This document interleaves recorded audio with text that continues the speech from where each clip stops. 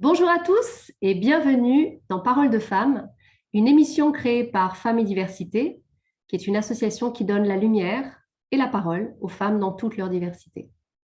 Dans cette collection de portraits, nous présentons des femmes qui font bouger les lignes, qui osent sortir de leur zone de confort et qui partagent avec nous leurs défis, leurs réussites et les leçons qu'elles souhaitent transmettre.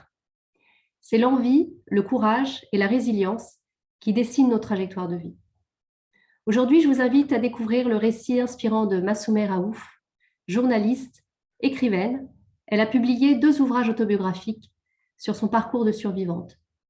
C'est sa résilience et son travail de transmission qui l'ont amenée à écrire et à dénoncer pour que l'injustice ne reste pas impunie. Merci, chère Massoumeh, d'avoir accepté notre invitation. Pouvez-vous nous dire où vous vivez, dans quel pays vous vivez et ce à quoi vous vous consacrez aujourd'hui? Bonjour, chère Leila.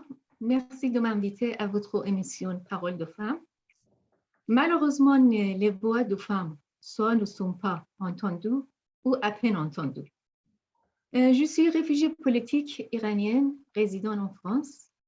Je suis une ancienne journaliste et ex-prisonnière politique du régime des Mollahs en Iran. Je suis aussi membre d'une famille de victimes du massacre des prisonniers politiques de l'été 1988 en Iran. À quoi je me consacre aujourd'hui?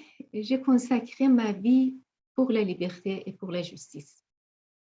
C'est un combat qui continue toujours. Je suis membre du mouvement pour la justice en faveur des victimes du massacre des prisonniers politiques de 1988 en Iran.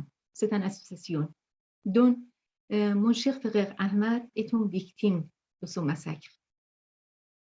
J'ai été arrêtée en septembre 1981 et condamnée à 20 ans de prison dans un simulacre de procès de 10 minutes par un mollah qui s'appelait juge charia, sans avocat et sans aucun droit à la défense. Mais au bout de 8 mois, et à l'aide de mes compagnons de cellule, les filles très courageuses, j'ai réussi à m'échapper. Quand les pastorons ont compris mon évasion, toutes les filles de la cellule ont été torturées et transférées dans diverses prisons. Beaucoup d'entre elles ont été exécutées dans le massacre de 1988. Le régime s'est aussi vengé sur ma famille. Ils ont arrêté ma mère qui avait un cancer, faute de soins. Elle est décédée peu après de sa libération. Mon frère cadet Ahmad, qui avait 16 ans à cette époque, qui était arrêté avant mon évasion, a été accusé de complicité et torturé, à nouveau torturé et interrogé pour complicité dans mon évasion. Enfin, il a été exécuté en 1988 avec 30 000 autres prisonniers politiques appartenant aux Moudjahidines du peuple d'Iran sur ordre et fatwa de Khomeini. 3 ans plus tard, en 1991, les agents de service de renseignement du régime ont dit à mon père qu'il avait exécuté Ahmad dans les prisons de Ouroumiyeh, dans le nord-est de l'Iran. Mais ils n'ont pas révélé où il a été enterré. En exil, je ne savais pas ce qui était arrivé à Ahmad.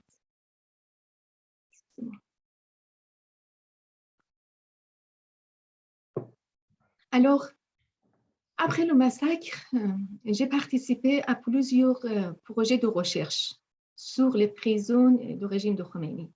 Les livres des massacres des prisonniers politiques et un autre livre, des héros enchaînés, celle-ci, ils sont résultats de 5 années de recherche sur les prisons du régime des Mollahs en Iran.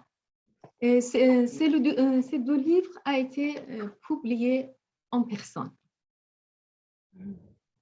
Mais le livre des massacres des prisonniers politiques a été traduit en anglais et aussi en français. C'est un document très important qui est considéré comme une preuve indéniable contre ce génocide devant les différents tribunaux.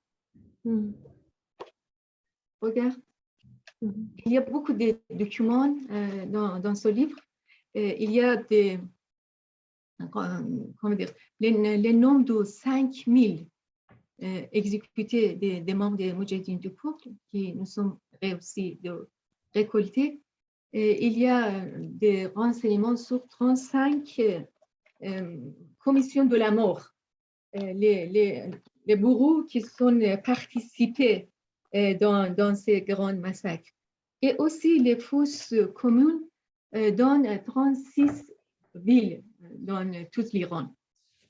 Après des années de recherche, j'ai réussi à récolter des témoignages des anciens compagnons de cellule et des renseignements sur l'incarcération de mon frère. Pendant des années, je voulais raconter son histoire. Pendant des années, je me suis demandé comment transmettre les messages de ces milliers de gens.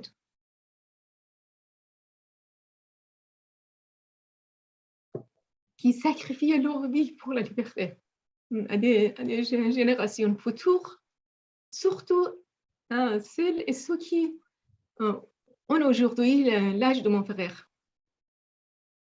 Alors, en 2017, pour rendre hommage à mon frère, j'ai publié son histoire dans cet petit livre en personne. Et j'avais un très bon retour de mes lecteurs qui étaient grandement touchés par sa personnalité et sa résistance. Une de mes amies, une scénariste et dessinatrice, Madame Samar Harman, m'a proposé de travailler ensemble sur une bande dessinée en français. Et c'était un travail inédit pour moi. Alors, en décembre 2018, à l'occasion du 30e anniversaire du grand massacre des prisonniers politiques en Iran, j'ai publié mon premier livre en français. Et ce livre de bande dessinée s'est intitulé Un petit prince au pays des mollahs, qui raconte l'histoire de mon frère. Et ce livre a été préfacé par Ingrid Betancourt. Ingrid a écrit « L'histoire d'un petit prince au pays des mollahs nous livre sans aucun maquillage le drame humain de milliers des Iraniens. » Il est sorti en français, en anglais, allemand, italien, norvégien et persan. On peut le commander facilement dans les librairies en France et aussi on peut acheter dans différentes langues sur Amazon.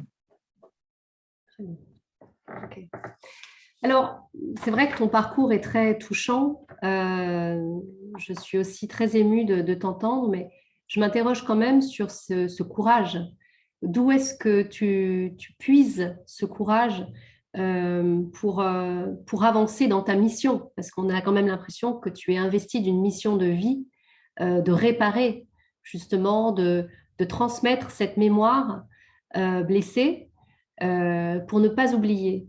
Alors, d'où te vient ce courage et cette détermination? Franchement, je suis croyante. Je crois à la justice et aux valeurs humaines. C'est universel. Je crois que la volonté de celui qui croit en un idéal élevé et des valeurs humaines est infinie. Ce sont ces volontés qui changent le cours de l'histoire. En réalité, je trouve ma force dans cette résistance devant les barbaries du régime des mollahs. Heureusement, je ne suis pas seule.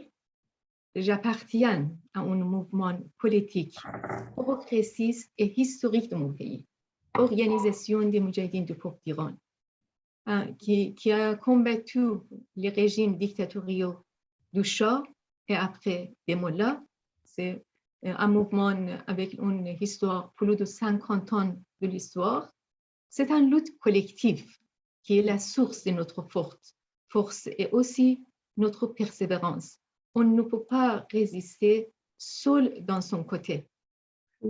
Dans mon nouveau livre, Évasion de la prison d'Iran, qui est sorti en février dernier chez Éditions Volante, j'ai essayé d'expliquer à travers de mon histoire la résistance héroïque des Iraniennes devant les Mollahs.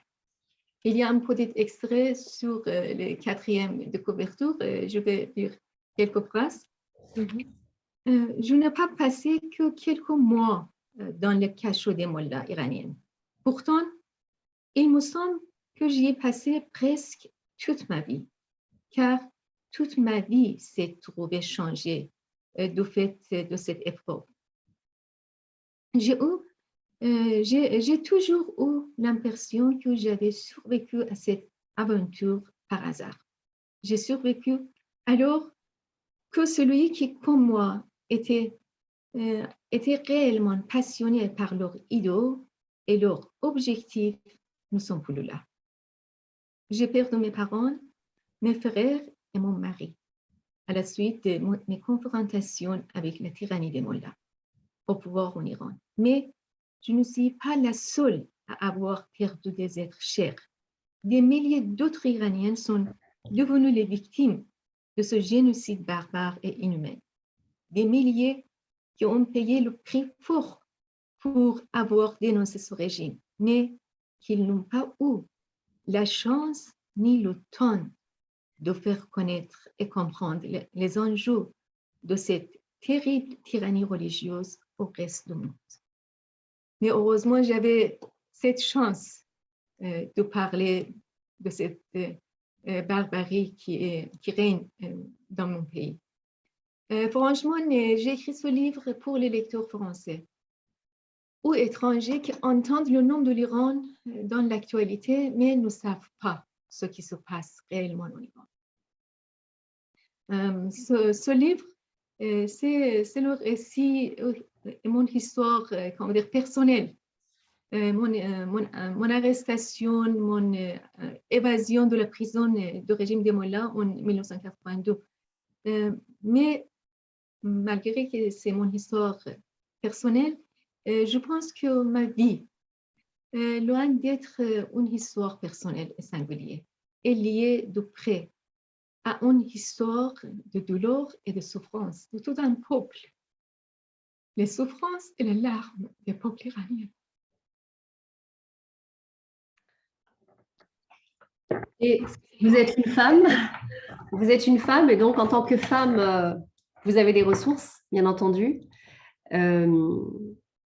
Et être femme, c'est pas toujours simple. En quoi est-ce que, selon vous, il y a eu, ou selon toi, je ne sais plus si on se tutoie, est-ce que cela a eu une incidence dans tes choix de vie? Est-ce que le fait d'être une femme a changé quelque chose? Est-ce que si tu avais été un homme, ça aurait été encore différent? Peut-être. Franchement, être une femme ne rend pas les choses faciles, et spécialement devant un régime barbare et arriéré qui se revendique, comment dire, mandaté par Dieu pour faire tout ce qu'ils veulent au nom de l'islam et de la religion. Le régime des Mollahs, il faut savoir que le régime des Mollahs est avant tout un régime misogyne. Pour eux, les femmes est une créature faible et imparfaite qui doit être, comment dire, contrôlée. Mais il existe seulement une égalité entre les hommes et les femmes chez les Mollahs, et c'est pour répression et exécution sans merci. Franchement, être une femme me rend plus déterminante devant ce régime misogyne. Je me souviens, à la veille du 8 mars 1979, Khomeini a pris la première mesure pour réprimer les femmes en déclarant que le port de voile est obligatoire pour toutes les femmes employées par le gouvernement. Les matraqueurs et les voyous à solde de pouvoir sont déchaînés dans la rue, criant les fameux slogans Ya tu sari, ya Rousari. Ça veut dire soit un coup sur la tête ou le voile sur la tête. C'était pour humilier et terroriser les femmes et la population en général. Ainsi, ils ont ouvert la voie à l'application des nouveaux codes vestimentaires qui ça continue toujours. Dans les constitutions du régime, les femmes sont dominées par les hommes. Et en matière d'héritage et de témoignage, sa valeur est la moitié d'un homme. Mais malgré ces répressions, les femmes iraniennes sont l'avant-garde de lutte contre ce régime misogyne. En Iran, les femmes sont, la force motrice de toutes les manifestations. La mobilisation active et massive de femmes qui organisent et gèrent toutes les manifestations. Je pense que c'est un cas exceptionnel, peut-être unique dans les pays du Moyen-Orient. Elles sont omniprésentes et y jouent un rôle déterminant, à la fois moteur et galvanisateur. Et aussi dans la résistance, au sein du CNRI, Conseil national de la résistance iranienne, ou à autre terme, Parlement en exil, la majorité des femmes sont, la majorité des membres sont des femmes. Dans la résistance iranienne, les femmes sont aux commandes. C'est une femme, Mariam Rajavi, qui est à la tête de l'Alternative démocratique. Peut-être vous avez déjà entendu son nom dans les actualités. Les femmes iraniennes ne veulent pas ni religion obligatoire, ni voile obligatoire, ni gouvernement obligatoire. Oui, effectivement, les femmes sont souvent des barrières qui permettent des barrières de résistance. Et donc, forcément, pour faire sauter, pour assujettir un peuple, on passe par les femmes. Oui. C'est bien connu. Toutes les intégristes et fondamentalistes font la même chose. Oui, c'est un mécanisme très connu des dictateurs. Alors, bon, j'allais vous demander quels sont les défis structurants. Vous en avez eu de nombreux. Mais selon vous, quels sont les enseignements que vous retirez, les enseignements essentiels, si on devait retenir voilà, les enseignements principaux que vous, ou les conseils que vous souhaitez transmettre à des femmes qui se trouvent peut-être parfois isolées, qui n'arrivent pas à trouver de solution à leurs difficultés et qui peuvent, en écoutant votre récit de vie, s'inspirer de certains conseils, de certains enseignements. Pour répondre à votre question, je vous citais un poème de Forough Farrokhzad, poétesse iranienne. Il a écrit « La vie n'est pas d'être une feuille dans la direction du vent. C'est une épreuve de la racine. La racine n'est jamais capturée par le vent. La vie est comme un lierre sans fin. Le plus grand défi ou épreuve de ma vie est de résister devant le pire régime au pouvoir en Iran, le monstre de fascisme religieux. Choisir la résistance et se tenir de bon côté de l'histoire a été la décision la plus importante et aussi la plus difficile de ma vie. Comme je l'explique dans mon nouveau livre, Évasion de la prison, j'ai écrit à cette époque, pour moi, c'était la plus grande décision de ma vie de choisir à quel côté je veux être, de Khomeini ou des Moudjahidines. Les choix de l'un et de l'autre correspondaient à une vie totalement différente. Finalement, j'ai choisi de me battre dans les rangs des Moudjahidines du peuple d'Iran pour la liberté. Ici, j'aime bien citer les phrases de Brecht, un écrivain et poète allemand. Il a écrit ceux qui luttent ne sont pas sûrs de gagner, mais ceux qui ne luttent pas ont déjà perdu. Alors, c'est pour ça que je pense que j'ai fait un bon choix de choisir de me battre pour la liberté. Franchement, il y a des moments dans la vie où nous devons consciemment prendre des risques pour sortir de l'impasse ou des défis auxquels nous sommes confrontés. Ce sont les choses que j'ai vécues et je raconte dans mon livre. Un autre défi que j'ai confronté était la bataille contre l'oubli, le devoir de mémoire, comme on dit en français. Pendant des années, le régime a essayé de cacher tout sur le massacre de 1988 et tout oublié et tout effacé. À l'époque, les protestations des familles de victimes avaient été réprimées. Beaucoup de familles ont été arrêtées et emprisonnées. Les médias s'étaient vus imposer le silence. Cette période noire de l'histoire contemporaine de l'Iran est aussi restée méconnue dans l'opinion publique en Occident en raison de politiques de complaisance menées par les pays occidentaux vis-à-vis du régime des Mollahs et aussi les silences complices de l'ONU, des Nations Unies. Pendant plus de 3 décennies, les Nations Unies ont traîné les pieds pour que les auteurs de cet acte rendent compte, alimentant comme ça une culture d'impunité en Iran. Franchement, c'est un long chemin que nous avons parcouru. Maintenant, c'est 34 ans que nous nous battons pour traduire en justice les criminels qui étaient impliqués dans ce massacre. Nous ne sommes plus seuls dans cette démarche historique. Heureusement, Amnesty International est à notre côté.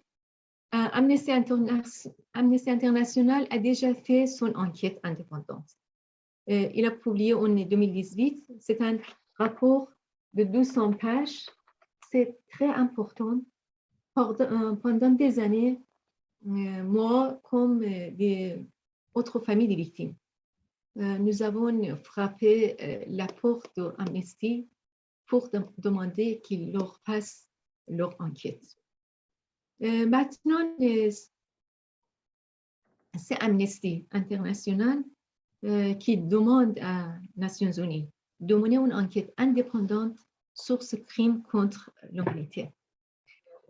Le massacre de 30 000 prisonniers politiques en 1988 reste un événement le plus choquant de l'histoire de la République islamique, dont son actuel président, Ebrahim Raisi, était l'un des principaux auteurs et membre de cette terrible commission de la mort. J'ai déjà dit, il y avait 35 commissions de la mort et nous avons récolté les renseignements dans le livre de crimes contre l'humanité. Maintenant, un des membres de cette commission de la mort, Raisi, est devenu le président du régime des Mollahs il y a 1 an.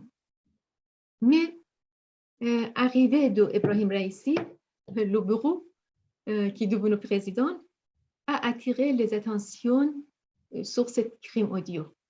Pour moi, il est avant tout l'assassin de mon frère. C'est un juge sanguinaire, un agent d'exécution qui n'aurait pas devenir président, mais plutôt poursuivi par un tribunal international pour crimes contre l'humanité, comme l'a dit le secrétaire général d'Amnesty International, Madame Agnès Clamart. Notre combat dans la poursuite des commanditaires et des exécutants de cette massacre de 1988 prend désormais une nouvelle dimension. Car, comme écrit Émile Zola, la vérité est en marche et rien ne l'arrêtera pas. C'est une bonne nouvelle, c'est qu'en vertu de la compétence universelle que la justice suédoise a ouvert une affaire que le régime iranien aurait voulu garder secret.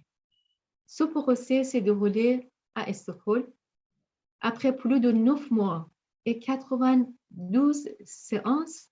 Le tribunal a déclaré le 14 juillet dernier que Hamid Nouri, procureur adjoint de la prison de Gohardasht en 1988, est coupable de crimes contre l'humanité et de crimes de guerre. C'est la première fois qu'un responsable du régime iranien est condamné pour les exécutions extrajudiciaires massives et les disparitions forcées des prisonniers politiques en 1988. Hamid Nouri a été condamné à la prison à vie, à perpétuité. Il était aussi geôlier et tortionnaire de mon frère, qui a passé quelques années dans les mêmes prisons que cet bureau travaillait là-bas. C'est un procès qui restera dans les annales de l'histoire, un jugement rendu possible grâce à la compétence universelle. Ce procès n'est qu'un commencement. C'est un bon exemple et une bonne nouvelle pour nous, les familles des victimes. En exerçant leurs compétences universelles, les tribunaux suédois ont montré au monde entier qu'il est possible de lutter contre l'impunité qui prévaut en Iran. Je veux terminer avec un poème que mon frère a écrit en prison, que j'ai pu retrouver grâce à l'un de ses camarades de cellule. Ce poème était plein d'esprit de résistance, de persévérance et d'espoir en un avenir radieux. Il a écrit « Submergé par le malheur, l'Iran n'est pas réduit au silence. Dans notre longue nuit, partout coule le sang des innocents. Grâce à notre combat pourtant, demain, le soleil se lèvera. Il faut prêter serment au nom du sang des innocents. Il faut agir, il faut agir. » Merci beaucoup, Massoumeh, pour ce témoignage bouleversant et cette mémoire que tu transmets, que vous transmettez magnifiquement bien de toutes ces personnes qui ont été victimes de cette barbarie. Heureusement qu'il y a encore des lumières qui portent leur mémoire et qui transmettent ce qu'elles ont laissé de beau, l'envie de combattre l'injustice, où qu'elle soit, quelle qu'elle soit. Et je suis heureuse de constater que la littérature nous fait tenir. Elle nous permet de nous évader, mais elle nous fait tenir pour transmettre justement cette mémoire et ces récits si inspirants. Merci beaucoup, Massoumeh. Moi, je vous donne rendez-vous dans 2 jours avec Sadia Assabi, une Afghane qui va nous parler de cuisine et de transmission d'identité à travers la cuisine. Et à très bientôt sur Parole de Femmes. Merci beaucoup. Merci à vous. Merci.